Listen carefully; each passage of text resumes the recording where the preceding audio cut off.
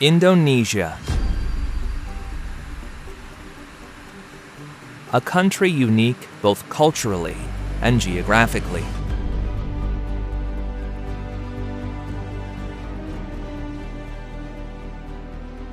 It's an archipelago consisting of over 17,000 islands.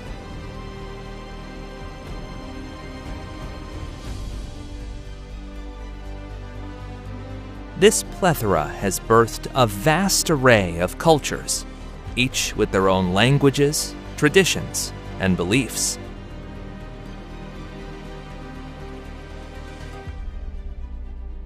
A massive and magnificent land.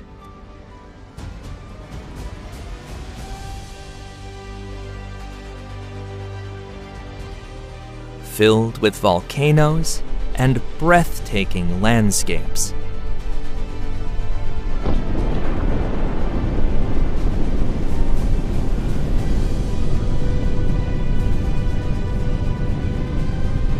Krakatoa has historically been one of the most feared volcanoes.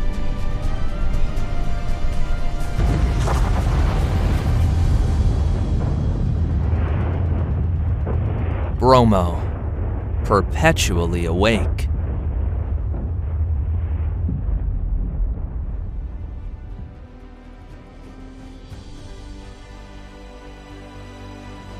In this documentary, we'll showcase what Indonesia is all about: its volcanoes, culture, people, and the astonishing wildlife found on its islands.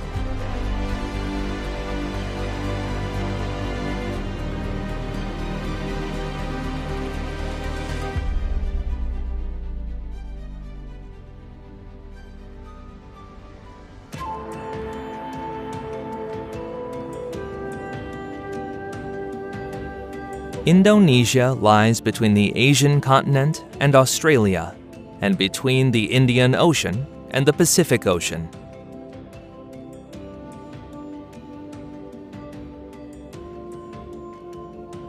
Its main islands include Sumatra, Java, the southern part of Borneo or Kalimantan, Sulawesi, the western part of New Guinea or Papua, and the Maluku Islands.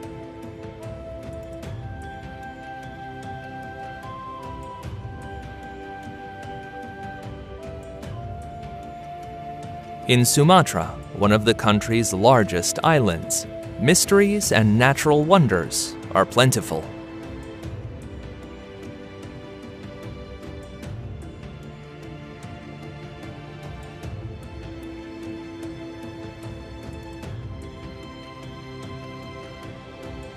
Many parts remain unexplored, as it is rarely visited by tourists.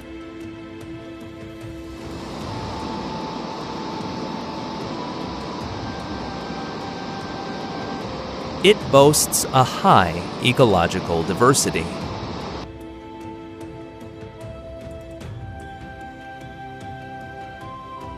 From coastal mangroves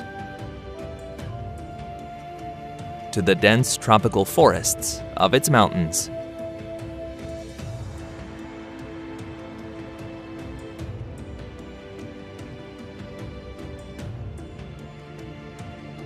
Intriguing animals dwell in the island's national parks.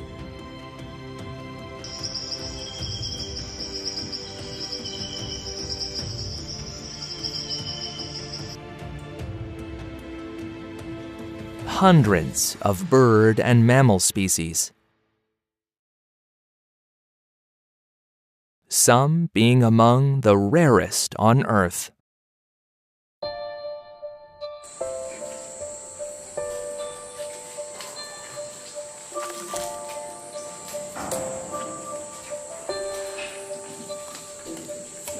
The Gunung Leuser National Park, in the north of the island, is one of the last refuges for the Sumatran orangutan.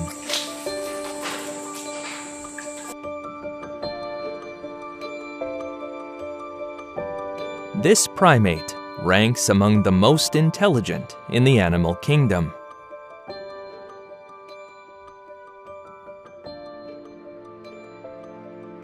Due to deforestation and habitat loss, they're classified as critically endangered.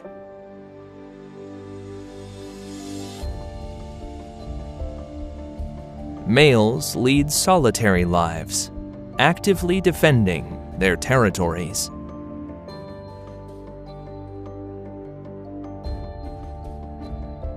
They are much larger than females, developing fleshy cheeks and a swollen throat.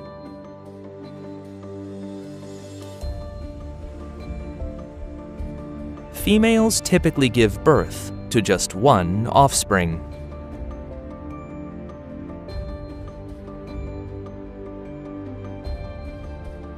The young rely on their mothers for about 8 years, one of the longest upbringing periods among animals.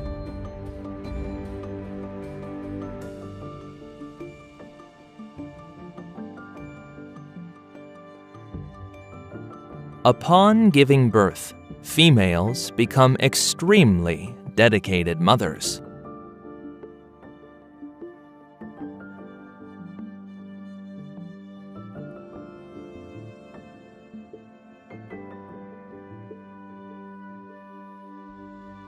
Youngsters learn by watching and emulating their mothers.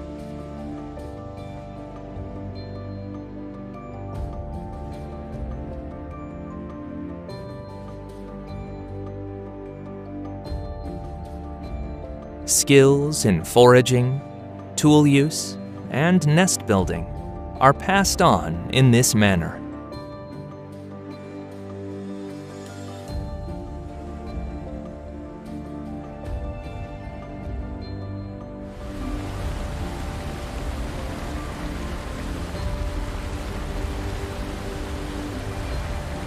In the river bathes a subspecies of the Asian elephant, the Sumatran elephant.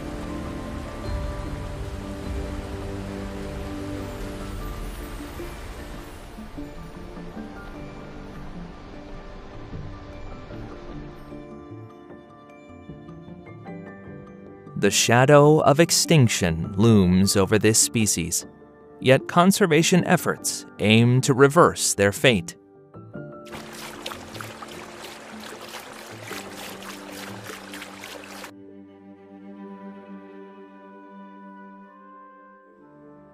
Their skin is gray, though it can have pink patches.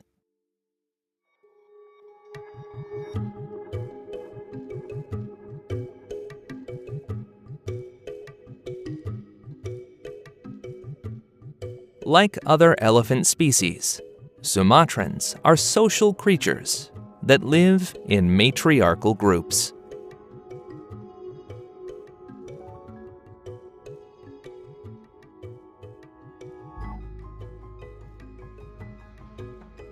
They traverse long distances daily, searching for food like leaves, grasses, and fruits.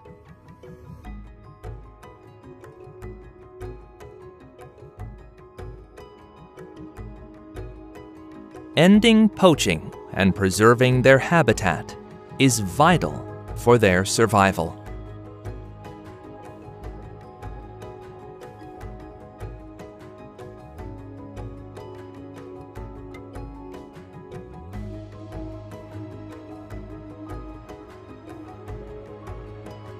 Several Sumatran provinces host conservation and training centers where they're protected and cared for.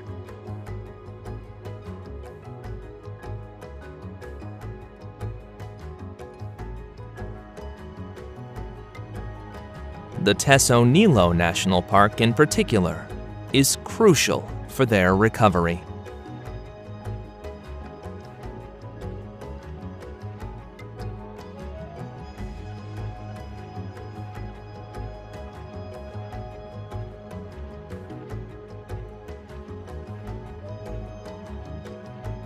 In certain mountainous forests of Sumatra, the Sumatran tiger persists. The only tiger subspecies still found in Indonesia.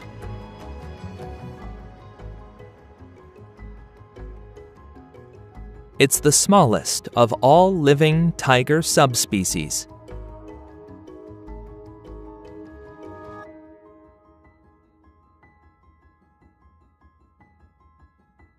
Today, only a few hundred of them remain in the wild.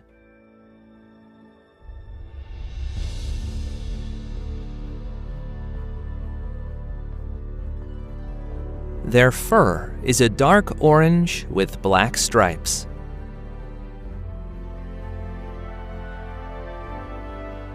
These being narrower than those of other tiger subspecies.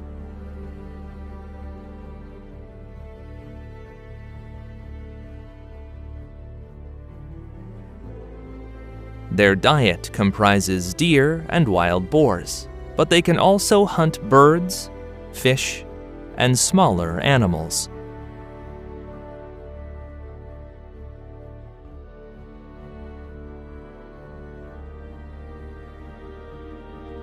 As we ascend the mountains, we may be fortunate enough to encounter the Malayan tapir, the largest among tapirs.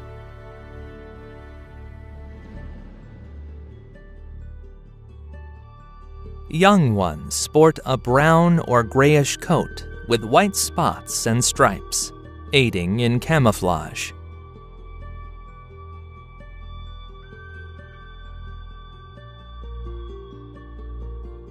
As they mature, their coloration shifts to a two-toned pattern, with a black front and a gray or creamy white rear.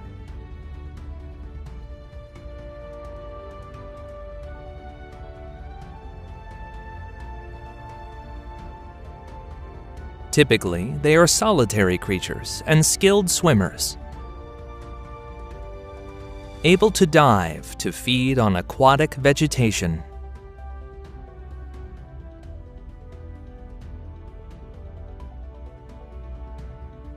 In cloud forests and swamps, the Sumatran rhinoceros endures, a living relic from the past.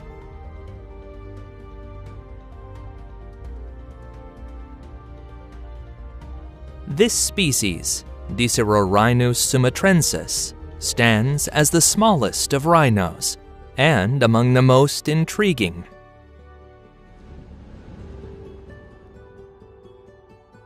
It has maintained its appearance for about 2 million years. Evidence suggests a link to the extinct woolly rhinoceros.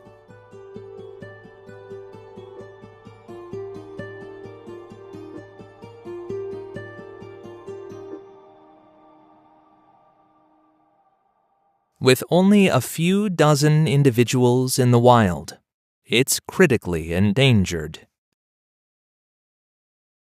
It ranks among the rarest mammals on Earth.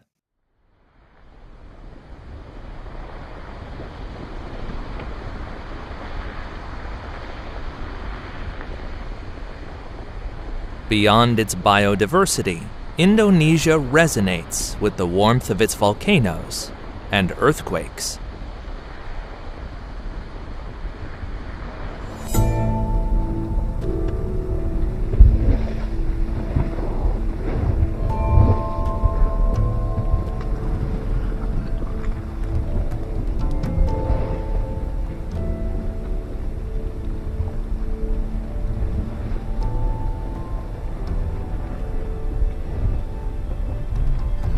Positioned on the Pacific Ring of Fire, it's home to most of the world's active volcanoes and an earthquake-prone area.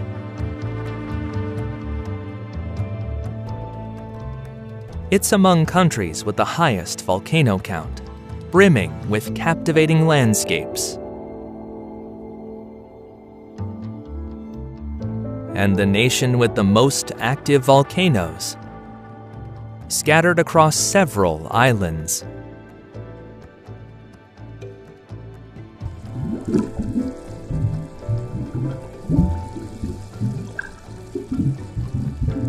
Even Indonesian ocean floors are teeming with volcanic activity. The geothermal energy from these underwater volcanoes generates hot bubbles that rise to the surface.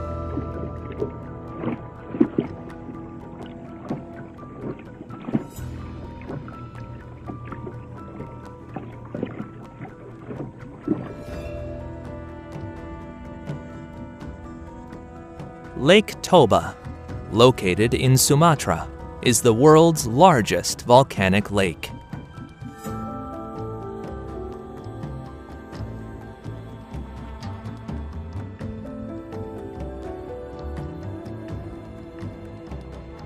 It originated from a cataclysmic eruption around 74,000 years ago.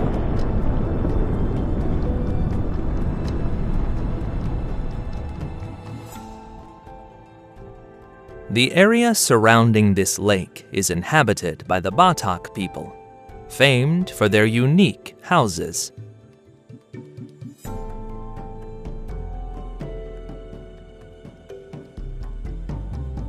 With its blue waters encircled by green hills and mountains, it's sometimes likened to the picturesque lakes of Central Europe.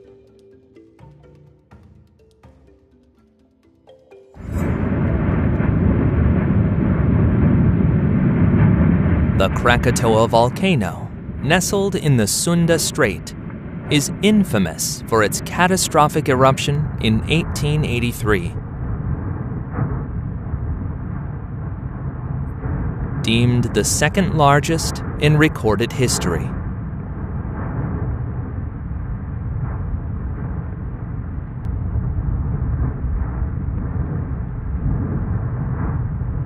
Explosions were so loud, they were heard in Western Australia.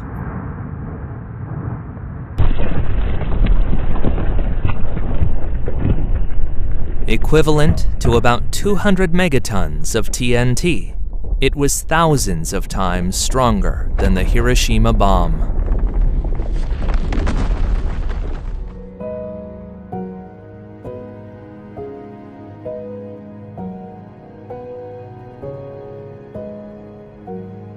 Pyroclastic flows combined with volcanic ash and tsunamis,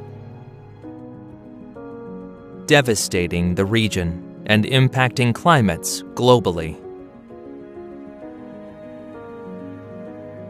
A British captain from that era wrote, "A horrendous explosion, so fierce it shattered crew members' eardrums with a continual rain of stone and dust."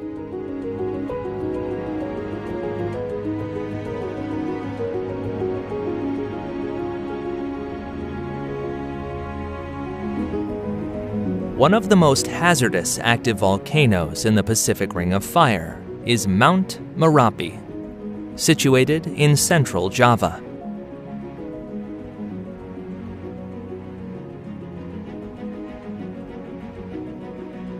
Ancient Indonesian legends and monumental forces are entwined around it.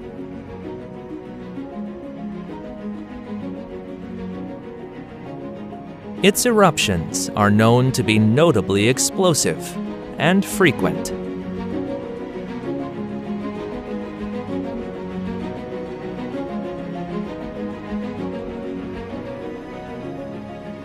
But Merapi isn't solely a harbinger of destruction.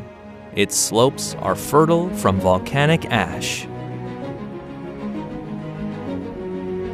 facilitating the region's thriving agriculture.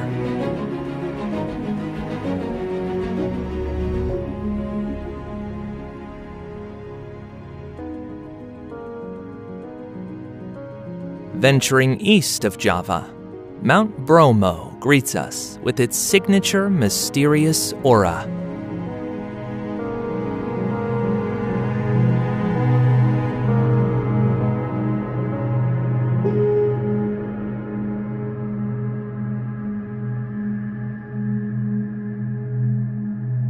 It sits within a massive caldera named the Tengger caldera.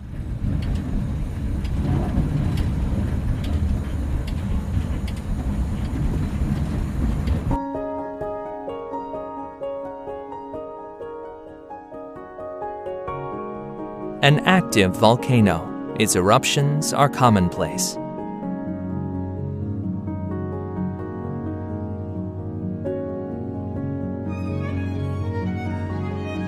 Toxic gases emitted in the crater area pose a continual threat.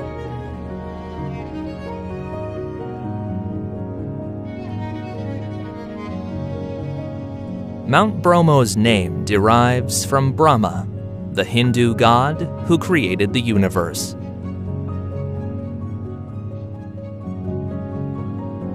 Every year, the Tengur pay tribute in the crater with food and flowers.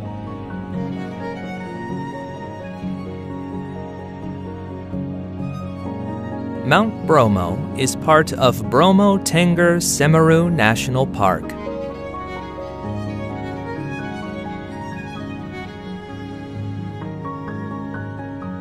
One of Indonesia's few deserts is located in this area.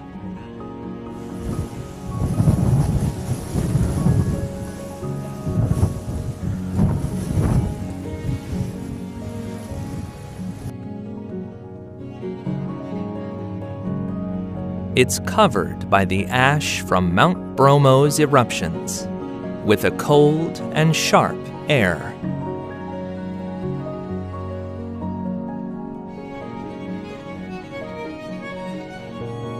This is the Sea of Sand, a desert plain more reminiscent of a lunar landscape than a tropical country.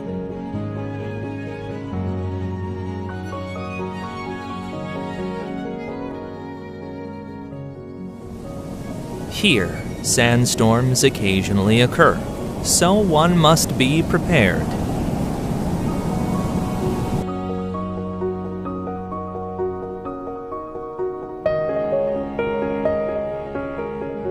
A blue gleam beckons us to explore another of East Java's volcanic treasures, the Ijen volcano.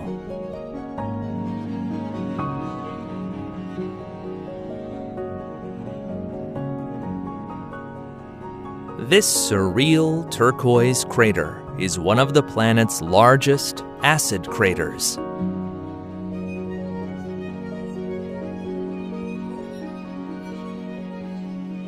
At dawn, when the first light of day filters through the horizon, the crater lake shines brightly, and sulfur vapors create clouds.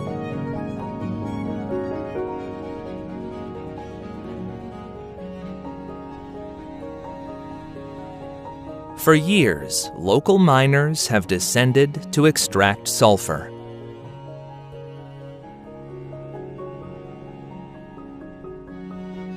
Taking risks, as it's a tremendous and dangerous task. At dusk, Ijen reveals an unexpected spectacle: the blue flames. Because of the sulfuric gases that combust upon contact with the air, ethereal blue flames dance in the darkness.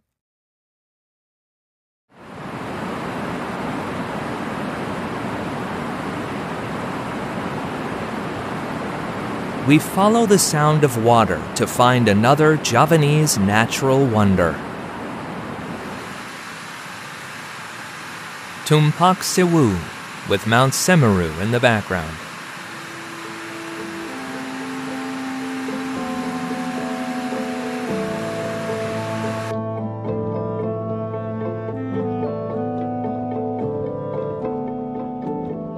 Despite its dazzling beauty, it's not widely known internationally.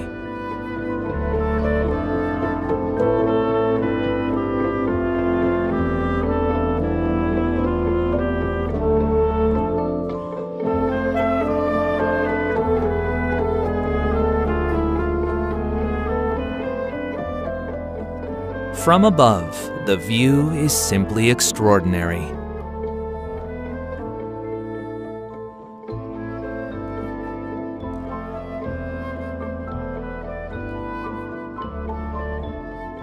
water flows like silver veins within an emerald green heart.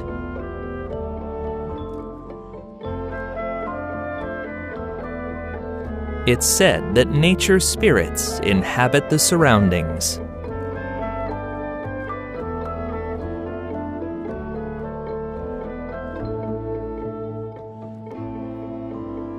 On Sumbawa Island lies the Tambora volcano, famous in the history of volcanology.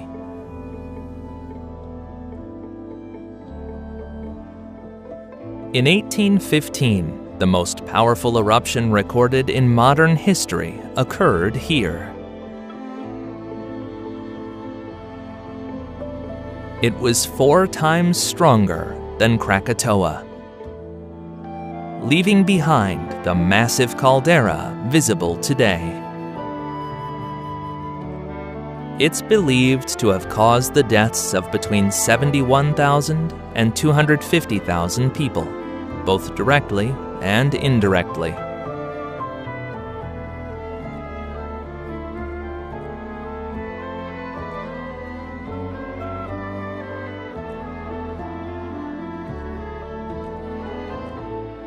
At the eastern end of Indonesia, in the province of East Nusa Tenggara, stands the Kelimutu volcano.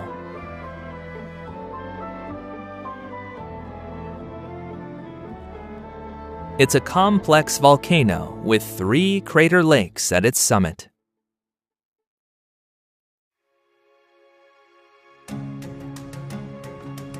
They are unique because they unpredictably change color, ranging from blue, green, and black to red and brown, depending on volcanic activity and the sun's position.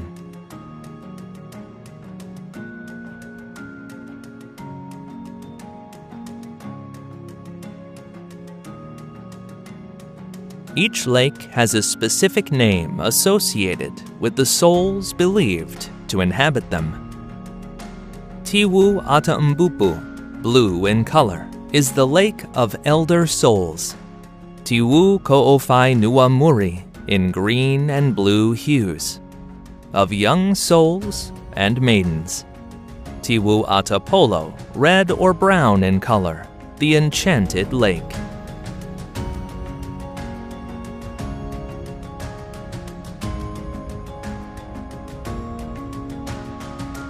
Returning to Java, in the central area of the island, Borobudur awaits.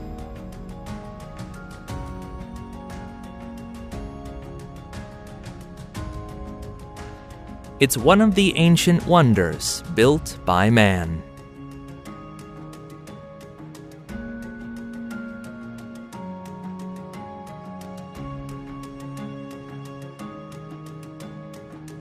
Not a typical temple, but a stone mandala embodying Buddhist enlightenment.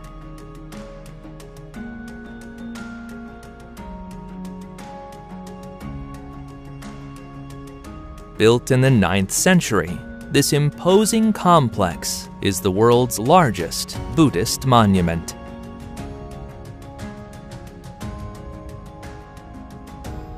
Astonishingly, Borobudur was hidden under volcanic ash and vegetation for centuries until its rediscovery and restoration in the 19th century.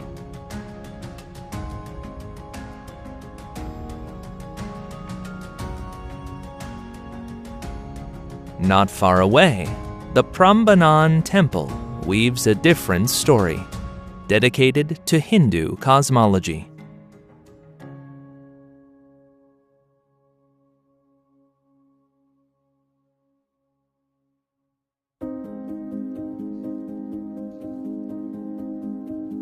It's a complex of Hindu temples with slender and pointed towers.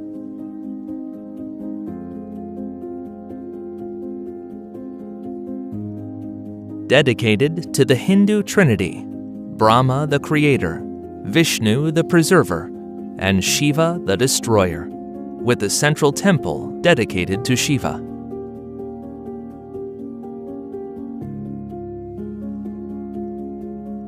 The reliefs in Prambanan are equally captivating, among which stand out a series of panels narrating the epic Ramayana.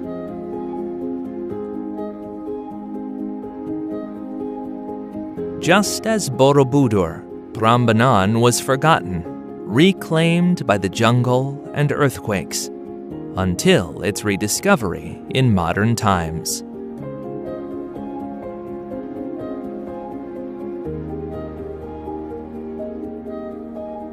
Crossing the Java Sea, we arrive at a much smaller island, yet far more renowned worldwide.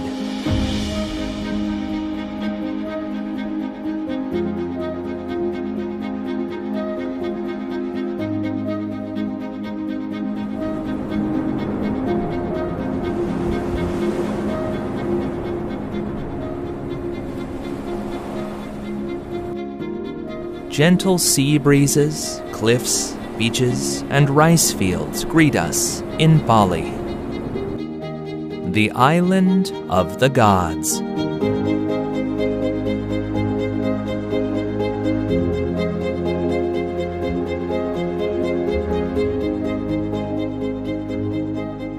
Here, spirituality and beauty blend in a symphony of nature.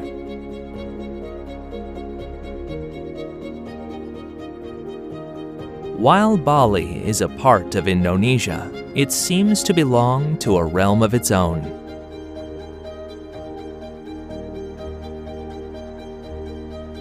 The island is distinguished by its peaceful culture, stunning panoramas, and a serenity that attracts tourists.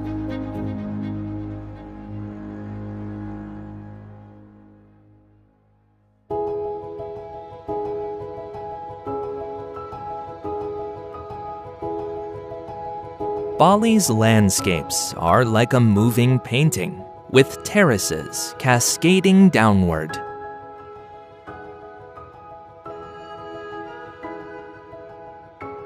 Centuries ago, the Balinese began carving the hillsides to cultivate rice, thus creating an intricate mosaic of green fields winding through the hills.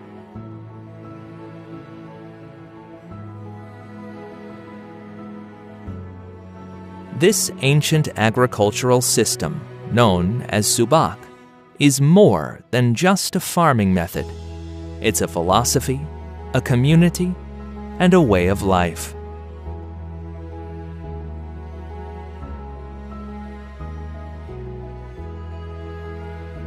In Bali, art and religion are inseparable. Temples serve both as places of worship and time capsules, preserving traditions.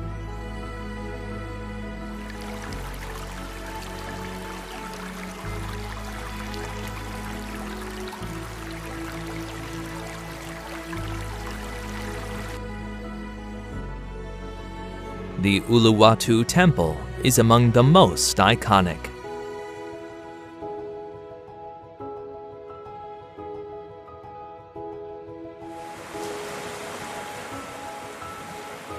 Stands majestically on a cliff overlooking the Indian Ocean.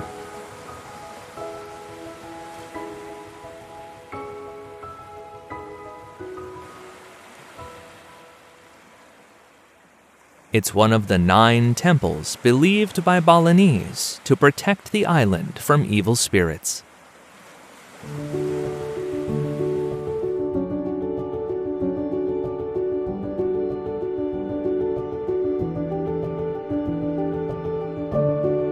Nearby, the Tanah Lot Temple unfolds another spectacle before our eyes.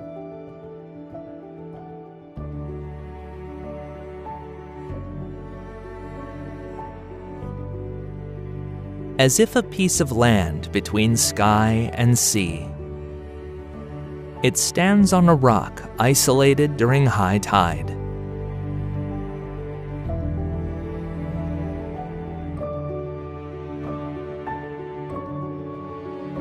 Tanah Lot is believed to have been inspired by the priest Nirartha, who was taken by the site's beauty and decided to construct a temple there.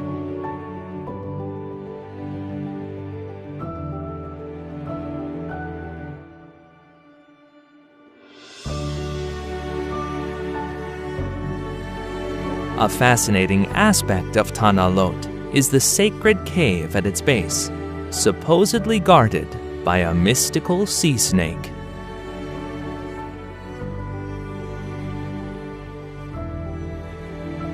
Visitors often leave offerings and seek blessings from local priests.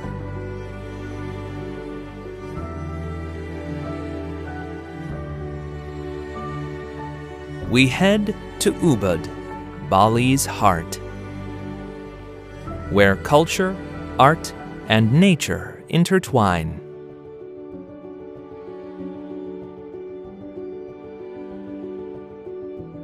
Considered by many as Bali's cultural epicenter.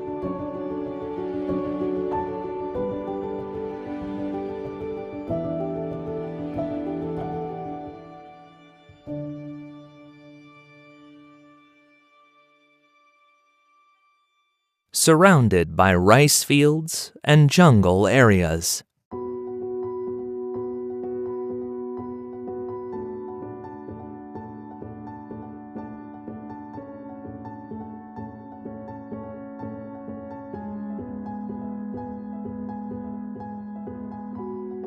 One of the most curious places in Ubud is the sacred monkey forest.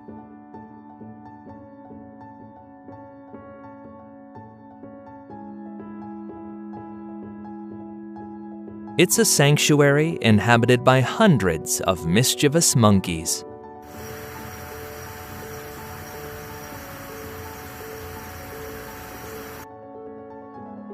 Moreover, there are various moss-covered temples and statues worthy of a magical tale.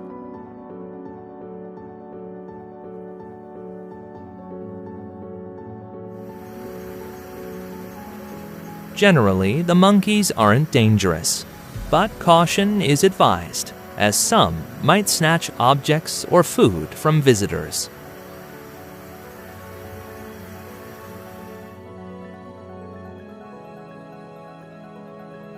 Dominating the eastern island's landscape is Mount Agung, which in recent years has seen multiple eruptions.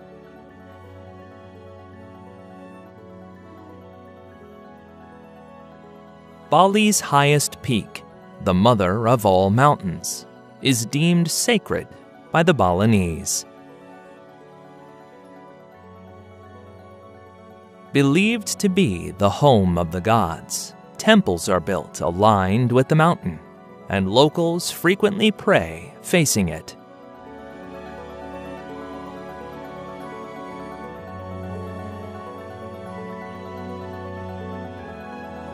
However, it's an active and dangerous volcano. A major eruption could be disastrous for nearby residents.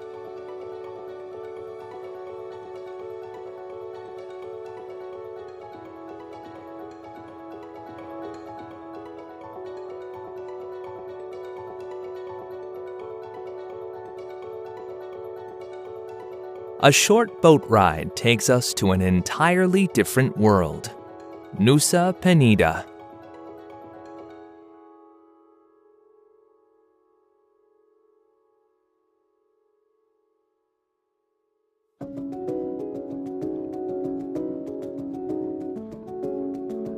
Located just off Bali's southeast coast, this island is a haven of natural beauty and serenity.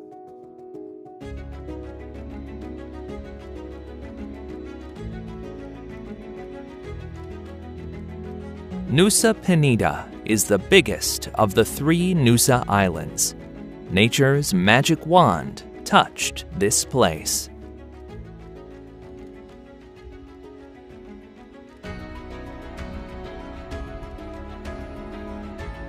Its rugged coastlines, crystal clear water beaches, and breathtaking cliff landscapes are awe-inspiring.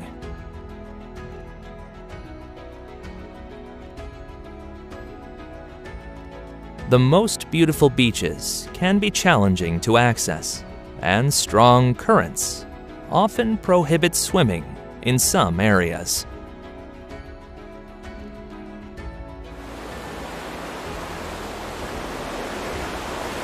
Nusa Penida acts as a natural barrier for ocean currents, being part of a marine reserve.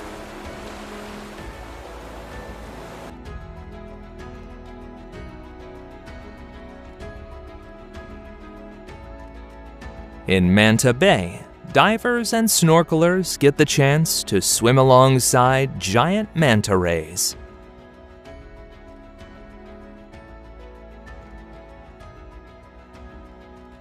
Unlike other manta species, they are harmless creatures, and amongst the ocean's largest.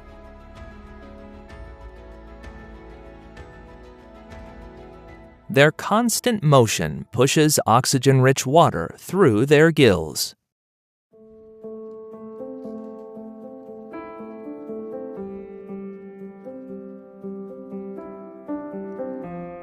The mola mola, another incredible fish found in Nusa Penida.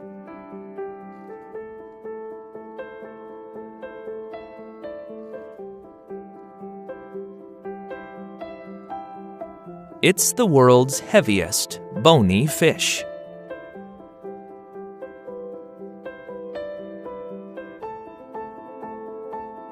They're flat, and when extending their fins, are as tall as they are long.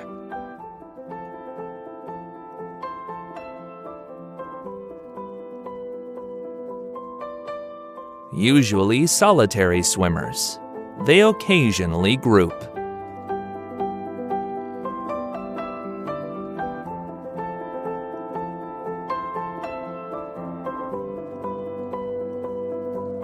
In the Bali Sea and throughout the rest of Indonesia, hundreds of marine species await discovery.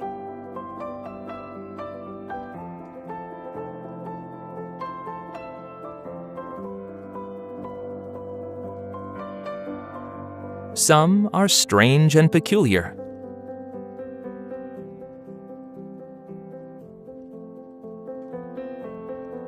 Like the Wunderpus photogenicus octopus.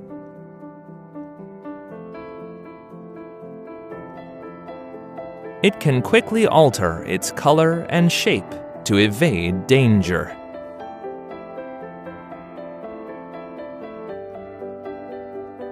The blue ribbon eel has vibrant coloring and moves in a wavy motion.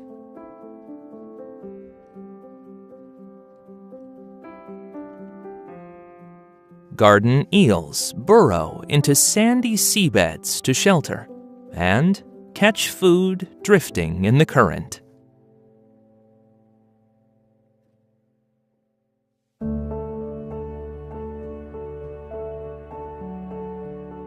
The range of colors and shapes make nudibranchs stand out. They shed their shells after the larval phase. The term nudibranch describes their visible respiratory organ.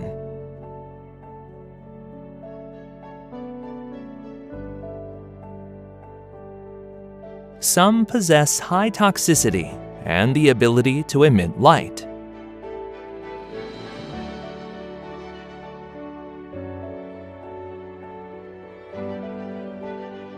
We set sail eastward from Nusa Penida, crossing the blue Indonesian waters.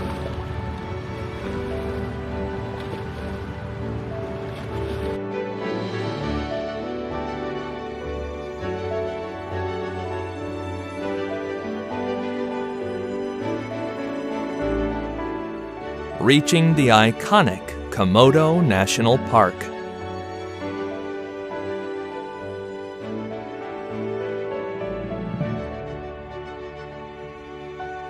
It is a conservation area covering the islands of Komodo, Rinca, and Padar, as well as several islets and marine areas.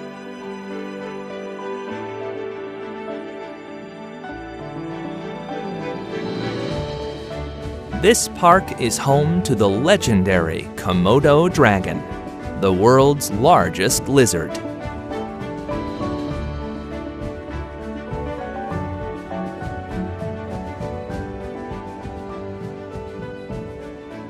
It should not be confused with the water monitor, the second largest lizard, found across much of Southeast Asia.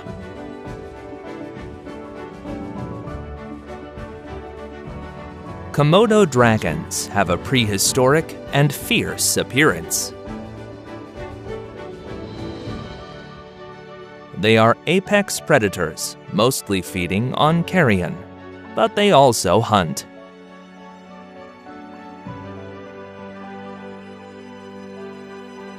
The water buffalo, which resides in various parts of the park, is one of their prey. Straying from the group makes a juvenile an easy target.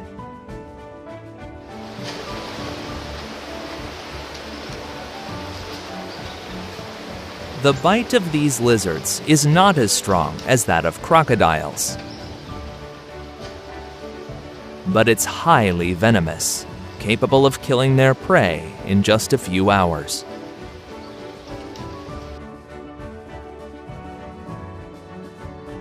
Attacks on humans are rare, but have occurred when solitary individuals search for food in settlements.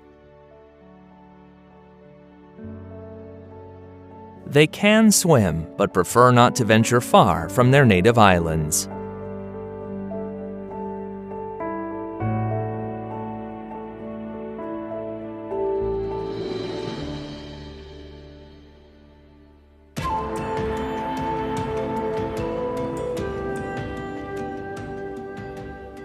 Sailing northeast, we reach Raja Ampat, an archipelago not widely known internationally, making it a hidden gem.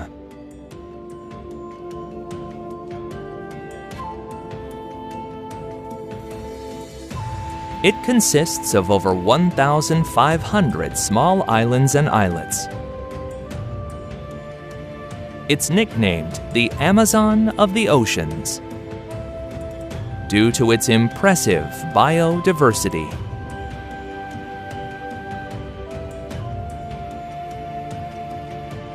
The waters surrounding Raja Ampat have one of the world's highest marine species diversities.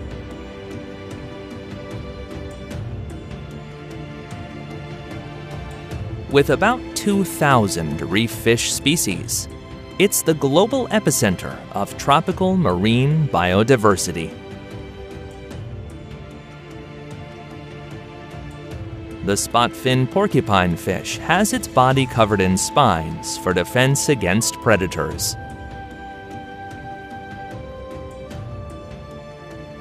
The pygmy seahorse has evolved to camouflage amidst the gorgonians.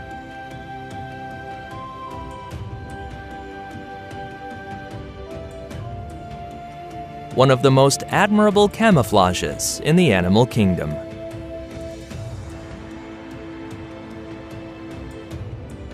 In the areas adjacent to Raja Ampat, in West Papua, it's possible to spot the whale shark.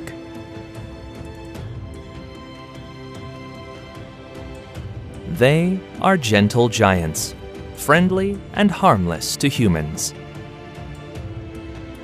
Being the largest fish on the planet, they breathe through gills.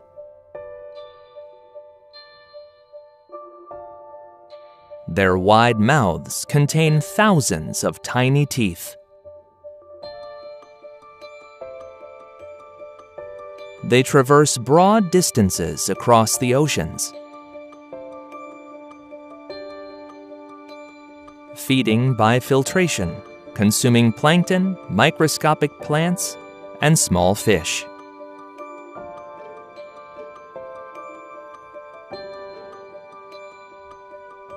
Each has a distinct pattern of white spots and stripes, like human fingerprints.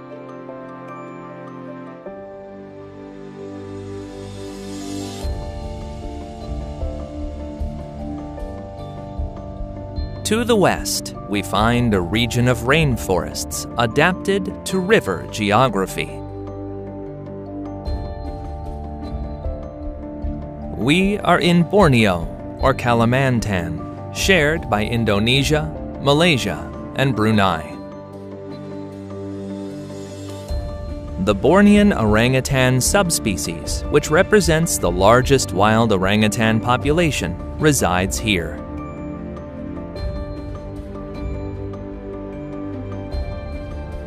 Whereas a century ago it spanned the entire island, now it's only in scattered areas.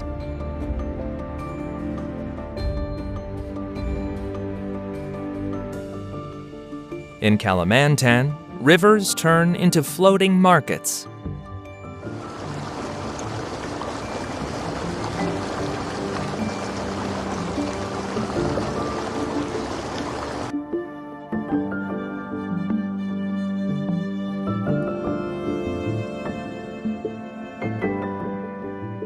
They're vital to the economy, alongside gold and diamond production.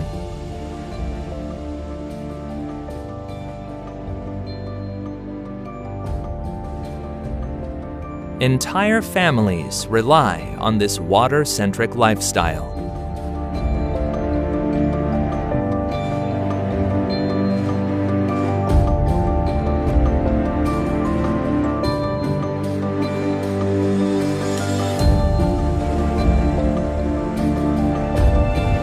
Borneo's second most famous primate is the proboscis monkey.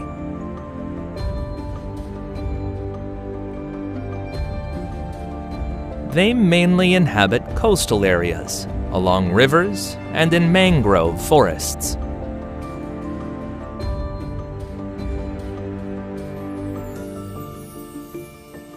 Living in harems with one dominant male, several females, and their offspring. The male is distinct with its large, long nose, which swells when he's aroused or agitated.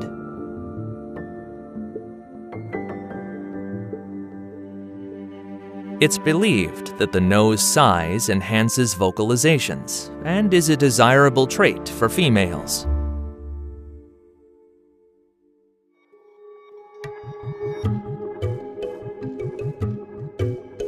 Their gut is designed to break down hard-to-digest leaves, causing a bloated appearance due to gases.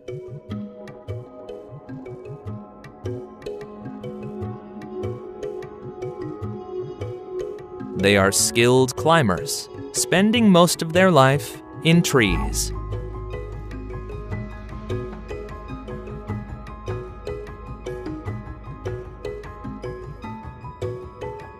In Borneo's evergreen forests at low altitudes, we spot the unique sun bear.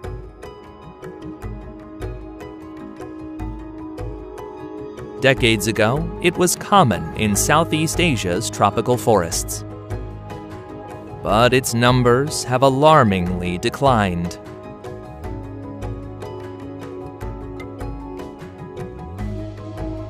It's the smallest among bears, yet it can be aggressive.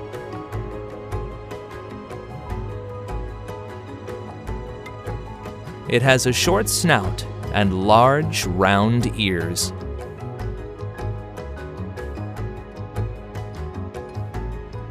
With long, curved claws adapted for climbing and digging for insects and honey.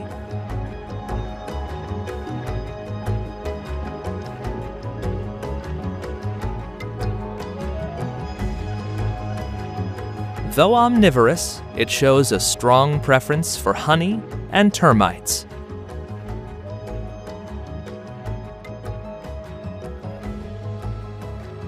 They are solitary creatures that mark their territories with scent glands.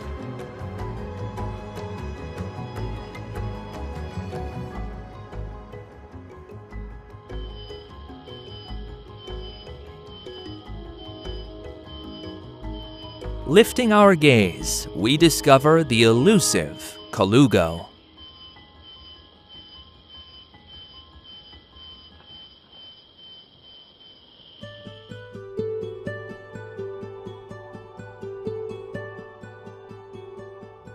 a common inhabitant of the middle and upper layers of the forest canopy.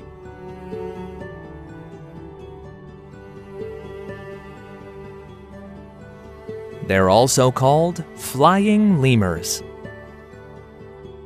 They don't fly in the strict sense, but glide skillfully from one tree to another.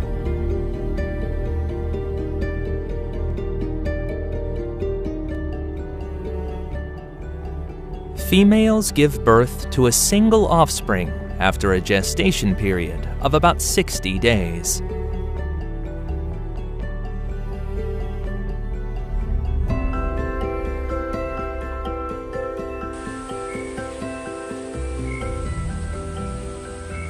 When born, they are vulnerable.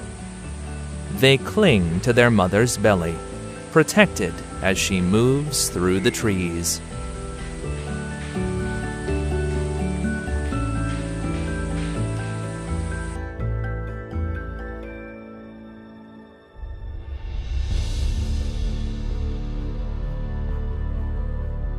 The world's smallest elephant subspecies, the Borneo pygmy elephant, has a small population in northern Kalimantan.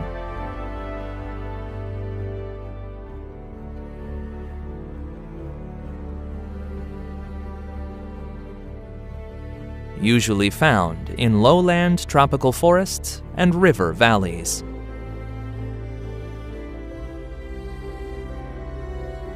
Their tusks tend to be straight and, in some males, are not visible.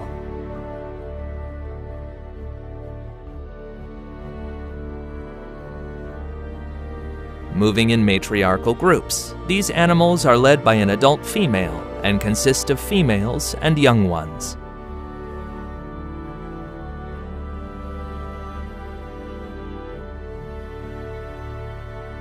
During their first months, the calf depends on its mother and receives additional protection from other group members.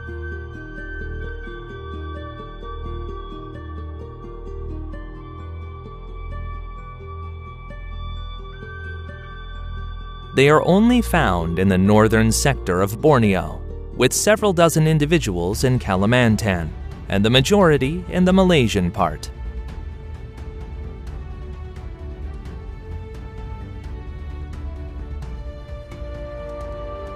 Borneo's tropical forest is one of the oldest and most biodiverse in the world.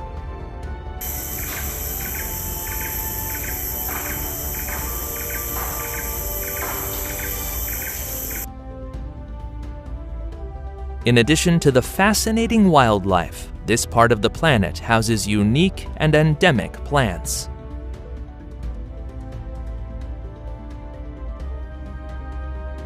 On the ground, the most eye-catching plant is the Rafflesia arnoldii, whose flower is the largest in the world.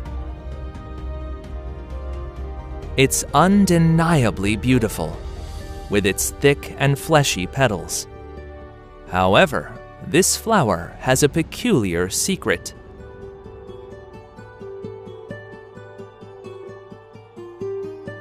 When it blooms, it releases an intense smell of decaying flesh, attracting flies and beetles to pollinate it.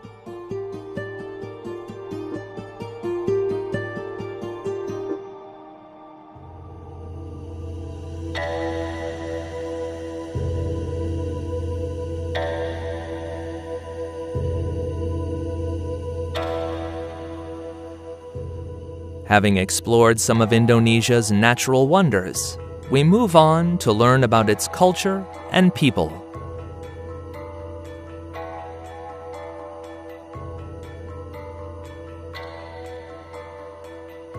Jakarta is Indonesia's largest city, the most populous, and one of Southeast Asia's oldest continuously inhabited cities. Since the nation's independence in 1945, Jakarta has been its capital. Yet the government decided to relocate it to Nusantara in Borneo, the country's new capital. The plan with Nusantara is to balance development between Java and the other islands, moving the capital to a central point in the archipelago. Nevertheless, Jakarta might remain the economic and cultural center for a long time.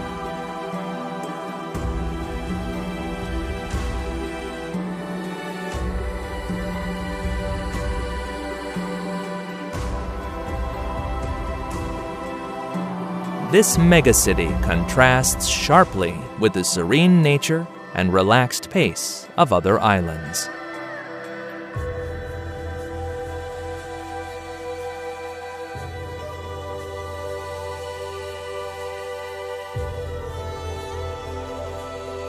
Part of the population leads their lives in these skyscrapers.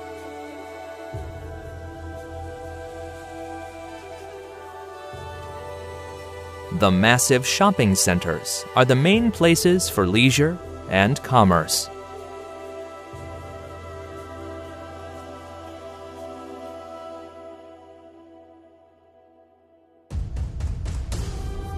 People from all over Indonesia and Asia come here to make a living, turning the city into a place with multiple cultures.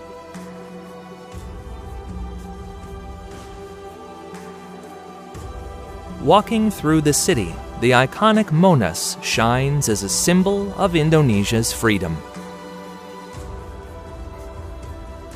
Ragunan is the ideal spot for nature enthusiasts wanting to see animals rarely found in other zoos,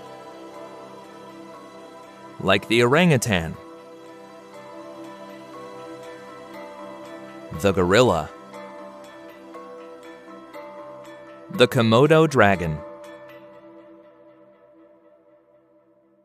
or the cassowary.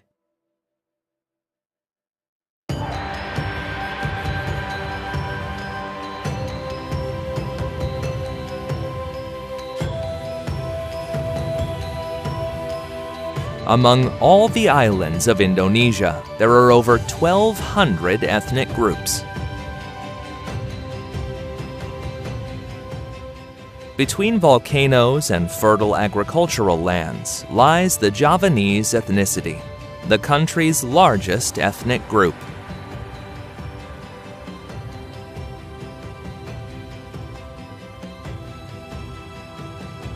The Javanese follow a unique blend of Islamic beliefs and traditional spirituality.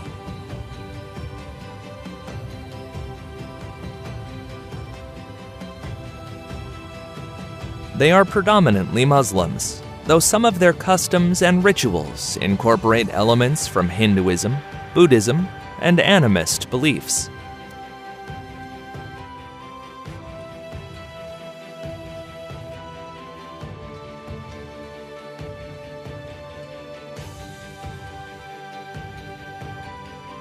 From West Java come the Sundanese, the second largest ethnic group in terms of population.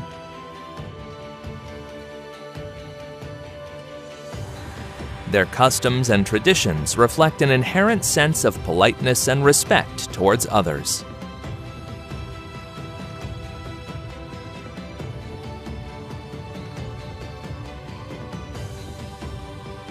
Spirituality also permeates every aspect of the daily life of another ethnic group, the Balinese.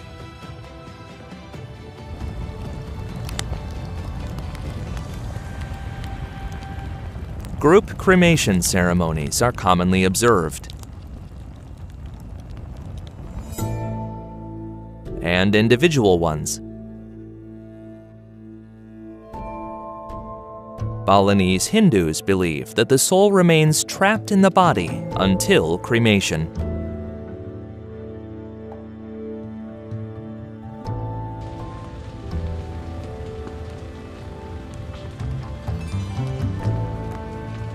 Individual cremations are expensive and usually pertain to members of the upper social class. Although Indonesia is predominantly Muslim, Bali is mostly Hindu.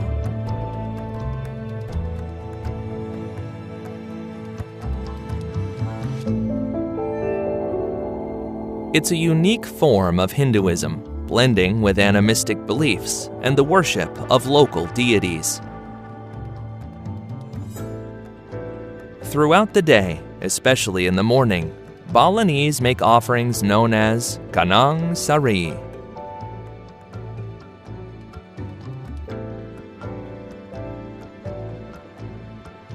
These are small baskets made of banana leaves filled with flowers, food, and sometimes money, offered to the gods in gratitude.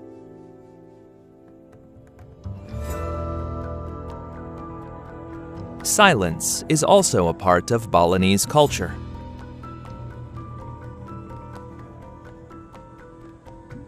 Once a year during Nyepi, or the Day of Silence, the island comes to a halt.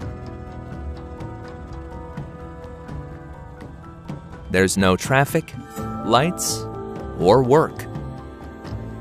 Balinese spend the day in reflection and meditation.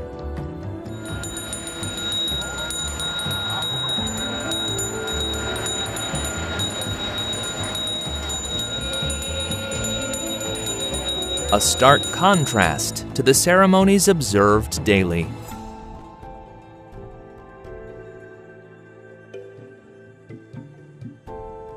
In central and southern Borneo reside the Dayak, an ethnicity composed of various indigenous groups, each with its own customs and ways of life.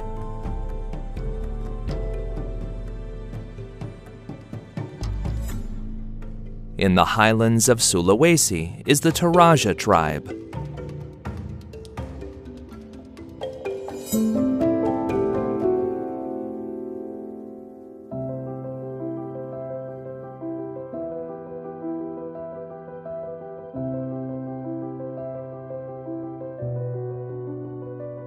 They are known for their boat-shaped houses called tangkonan that rise on stilts and are adorned with detailed carvings and paintings.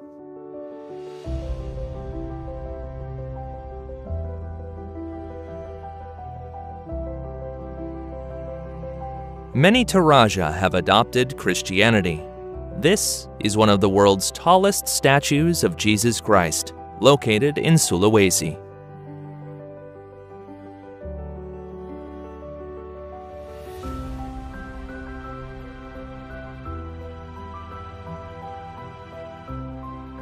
However, their ancient animistic beliefs still persist in their daily lives and rituals.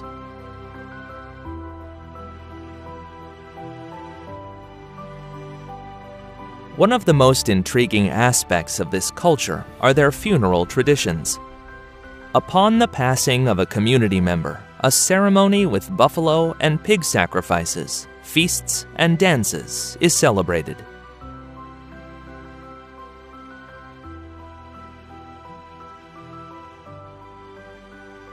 They also feature a unique burial method in cliffs.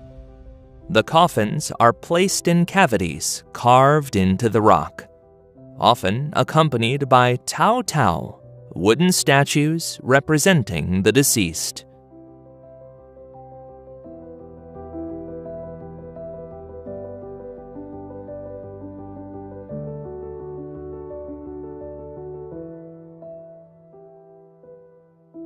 While in Sulawesi, one must mention the peculiar crested black macaque, locally known as yaki, which inhabits the Tangkoko Nature Reserve.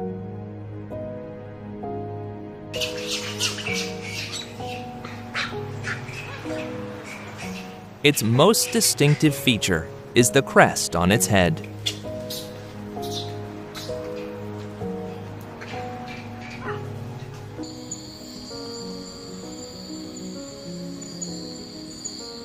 It's endemic to the rainforests of Sulawesi Island, as well as some nearby islands like Lembe and Manadotua.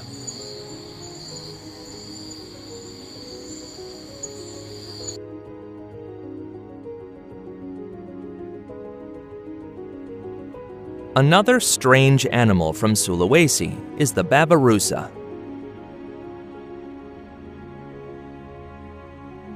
Its upper tusks grow upwards and curve backwards, piercing through its snout and growing toward its skull.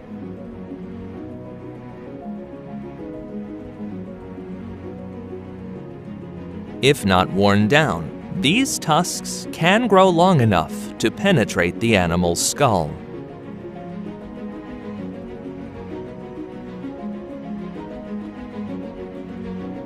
In the easternmost part of Indonesia, in Lembata, the Lamalera people live.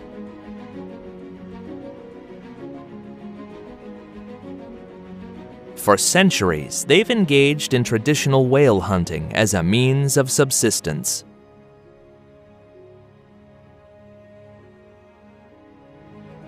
Hunting still takes place in traditional boats called peledang. The food serves to feed the entire village, which is why they are exempt from the global ban on whale hunting.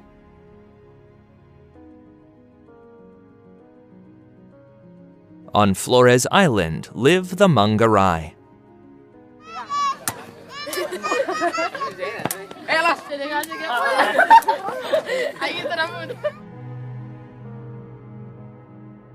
This island was somewhat of a lost world. Animals extinct elsewhere since prehistoric times survived here.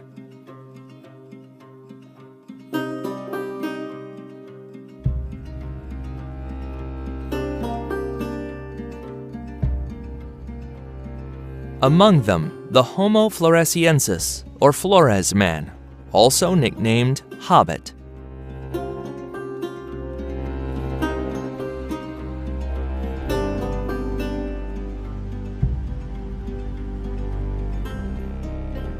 Based on islanders' accounts, some authors suggest this being might still live in Flores. Other scientists have asserted that would be impossible.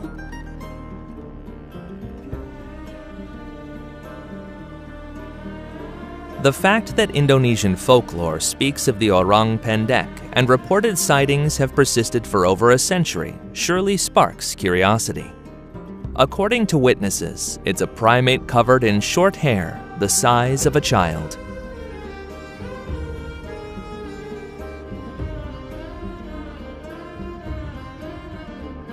Among the mountains and pristine jungles of West Papua, the Dani tribe resides, whose culture and way of life have largely remained unchanged for centuries.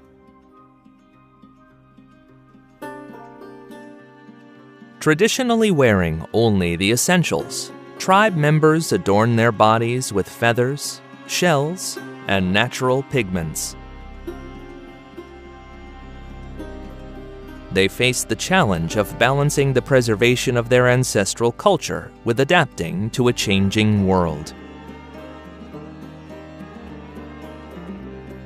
In South Papua, another of these indigenous tribes resides, the Asmat. Canoes are essential to them, hand-carved from tree trunks. They use them for transportation, fishing, and ceremonial rituals. The Asmat are expert navigators and fishermen, with the canoe representing a symbol of status and skill.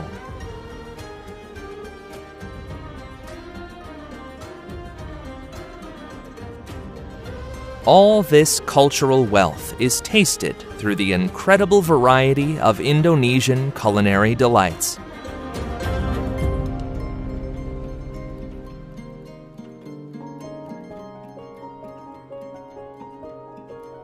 The sate, or satay, is essentially grilled meat skewers.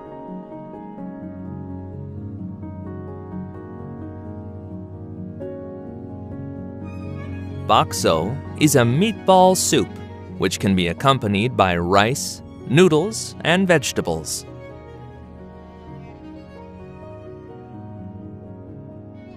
A popular dish is nasi goreng, fried rice served with meat, vegetables, and sometimes a fried egg.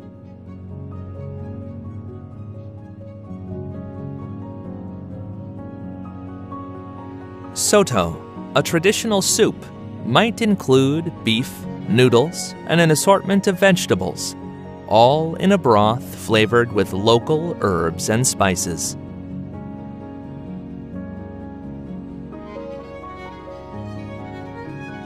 Rendang, originating from the Minangkabau region in Sumatra, is a slow-cooked beef stew prepared in coconut milk and a blend of herbs and spices.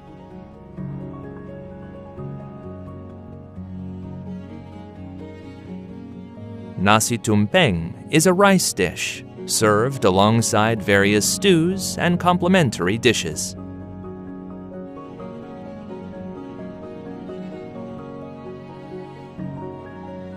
Keripik usus ayam are cleaned chicken intestines, seasoned and then fried.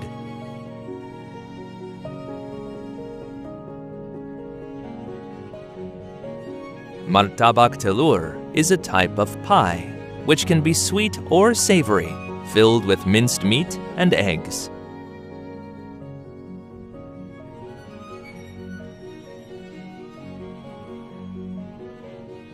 Karabikang is a dessert made of glutinous rice, palm sugar, and shredded coconut. It's presented as small cakes and is popular at traditional festivals.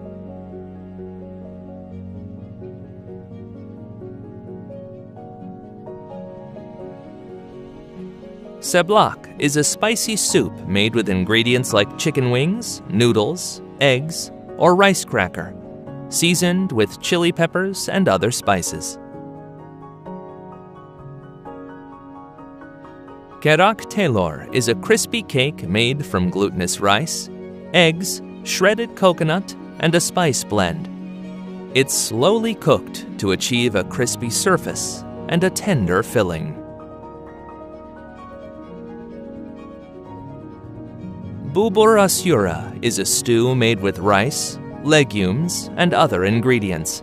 It's usually prepared during the day of Ashura in Islamic culture, consumed as a way to commemorate and give thanks.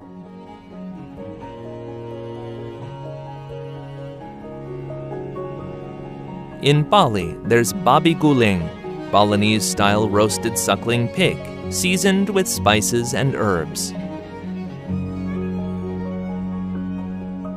For a more exotic or unusual treat for foreigners, there's the catfish. It's caught or farmed and is cooked fried, stewed, or grilled.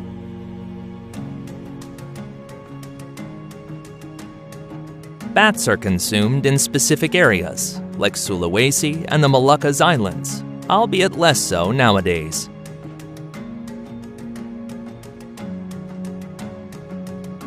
After being caught, they're marinated in a spice and herb blend, then grilled or stewed. Eel, on the other hand, is a common food in various Indonesian regions. It's especially popular in coastal areas, where it's freshly caught and prepared in several ways.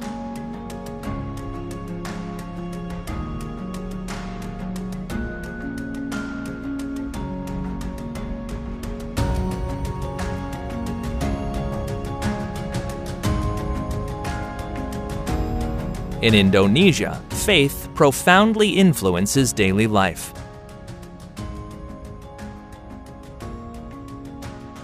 It's the country with the largest Muslim population globally. Close to 9 out of 10 individuals identify as Muslim.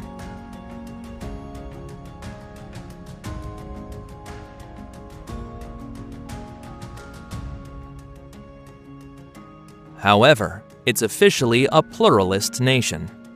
Islam, Protestantism, Catholicism, Hinduism, Buddhism, and Confucianism are all recognized.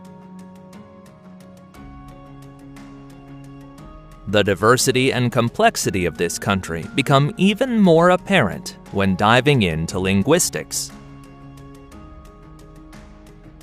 With over 700 recognized local languages, Indonesia is one of the world's most linguistically diverse nations.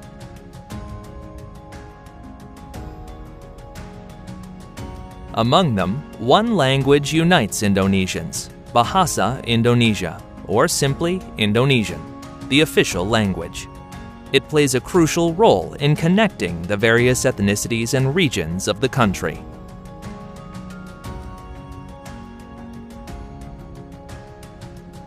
Using the Indonesian language is mandatory in schools, and it's employed in government administration, media, and literature.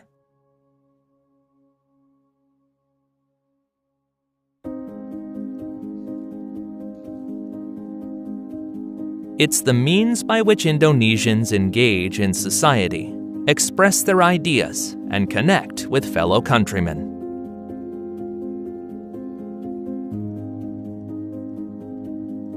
Interestingly, the Indonesian language is known for being relatively easy to learn. It lacks complicated verb conjugations, gender grammar, and uses the Latin alphabet.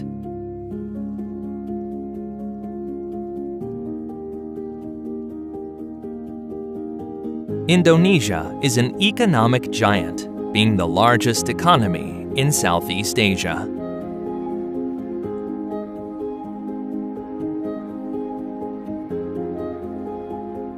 Its economy is as diverse as its thousands of islands, showcasing a mix of industries and economic activities.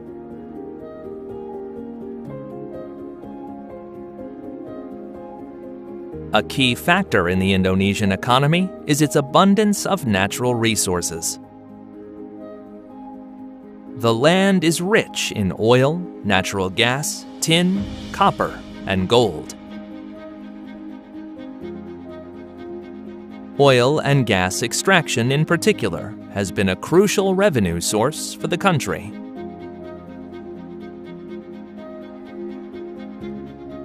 Though in recent years there's been a push to diversify the economy to reduce its reliance.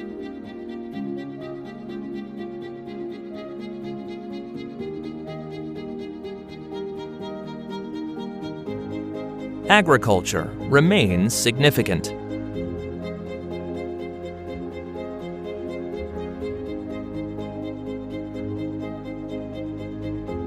Indonesia is one of the top global producers of rice, tea, coffee, spices, and palm oil.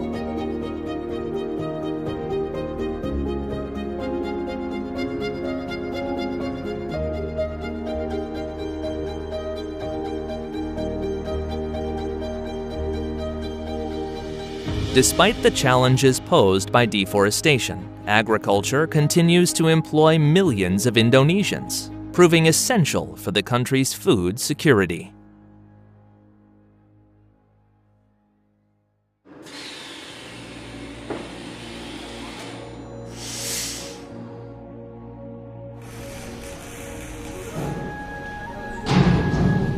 The nation has also seen rapid growth in the textile, electronics, automobile, and footwear industries.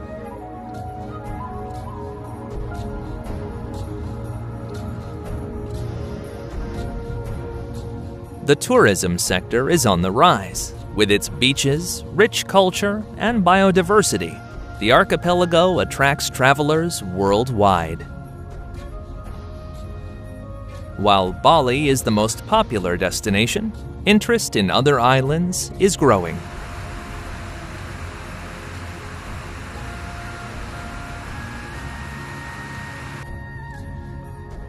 And considering the vastness of the country and its many islands, there's still much to explore.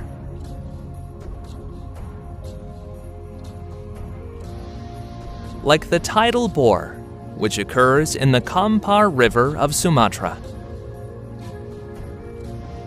It's a natural phenomenon where an incoming tide forms a wave that moves upstream against the river's current. This phenomenon is quite rare and occurs in only a few places worldwide. Because of all this, Indonesia meets many conditions to become a global economic powerhouse in the future.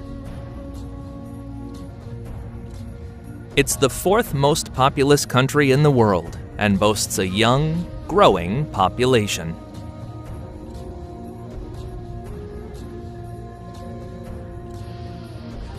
This means it has a big domestic market and a large potential workforce. Located between the Pacific and Indian Oceans, it's strategically positioned for international trade. To understand present-day Indonesian culture, it's vital to know some of its recent history. From the 4th century, several Hindu and Buddhist kingdoms thrived in this Asian region, such as the Tarumanagara, Srivijaya, and Majapahit.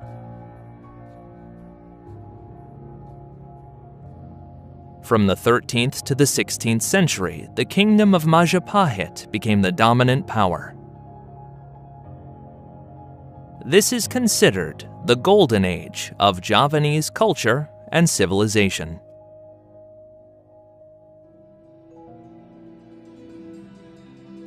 With the arrival of traders and missionaries, Islam began to establish a foothold in Indonesia around the 13th century.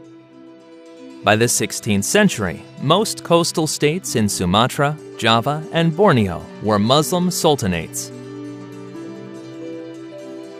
The country's last sultanate is that of Yogyakarta, which still exists today. In the 16th century, Europeans, primarily Portuguese and later the Dutch, started arriving in search of spices. The Dutch eventually became the colonial rulers of what was known as the Dutch East Indies.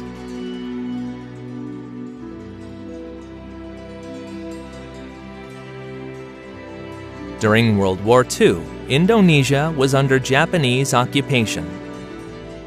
And after Japan's surrender in 1945, President Sukarno, accompanied by Muhammad Hatta, declared independence.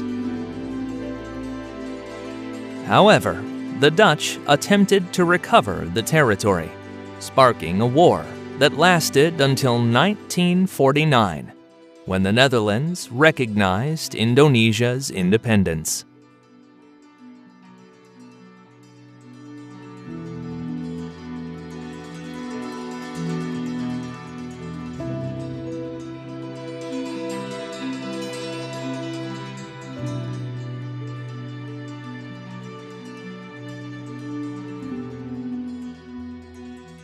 Now that you're familiar with much of the country, you might be considering a visit.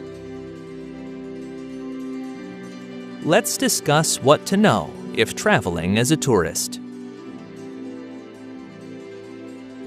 Although the majority of tourists face no issues, it's crucial to be aware of potential natural disasters.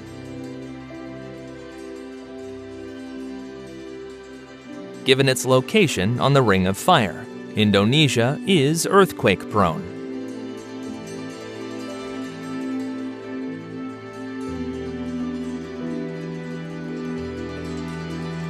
Underwater earthquakes can cause tsunamis, which sometimes reach the shores quickly, as has happened in the past.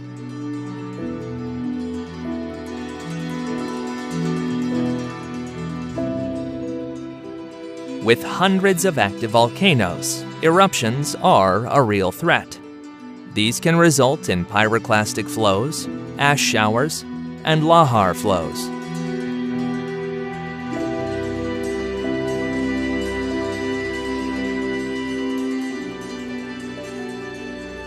Heavy rainfall can lead to floods and landslides.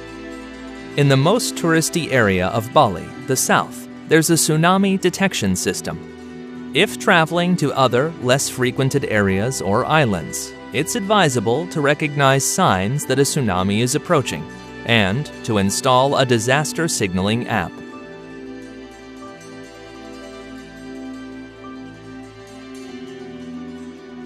If you feel an earthquake or see the water receding unusually from the shoreline, it's a sign a tsunami might be coming. Move to higher ground.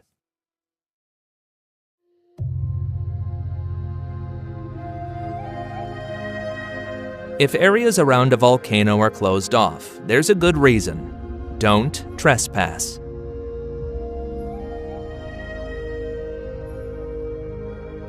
Indonesia spans immense distances. It's advisable to plan your travel route in advance. Check which areas you'd like to visit and how much time you'd need for each. It's a tropical country, so keep the weather in mind. The rainy season runs from November to March. Dry season spans from April to October. Indonesia offers a wide range of accommodation options for all budgets. Luxury stays usually come at a considerable price, while hostels and guest houses are much more affordable.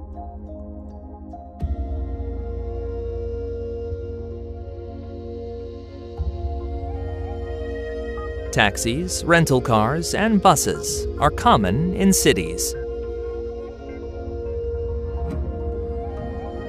whereas in rural areas, minibuses and motorcycles might be the only option.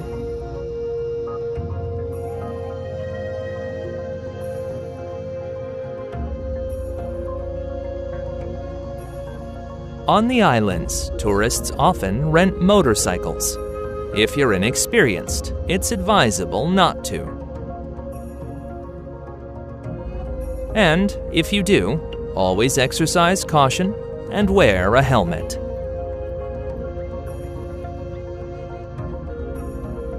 The currency in Indonesia is the Indonesian rupiah.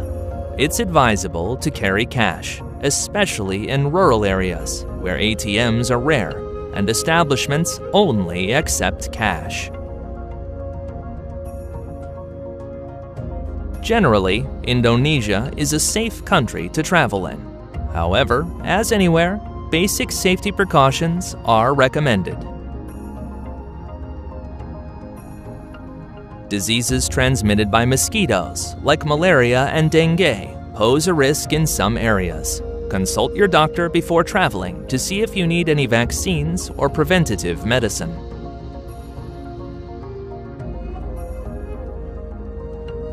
Indonesians are friendly and hospitable. It's important to respect local customs and traditions.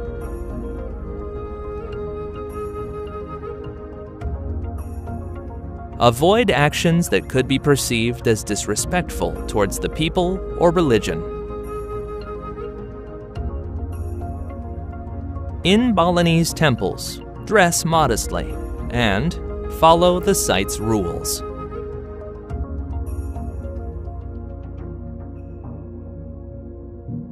In mosques, appropriate dress is also required, and shoes should be removed before entering, among other rules.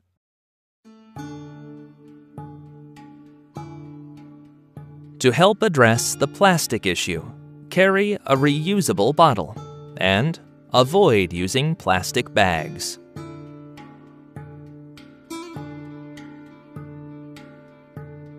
Indonesian culture is collectivist, reflecting in everyday life, with a more relaxed pace than the West.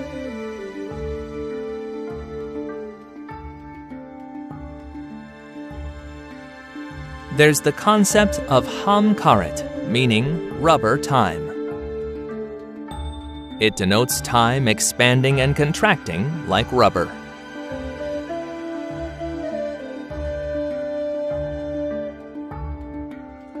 Here, it's uncommon to say time is wasted. If someone waits for another, it's understood the other person needs time.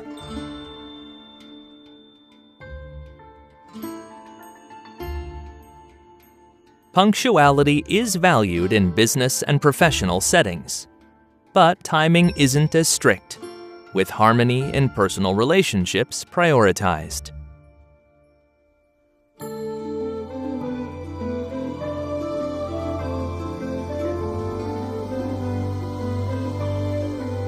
If you find yourself waiting and feeling impatient, try remembering this unique aspect of Indonesian culture.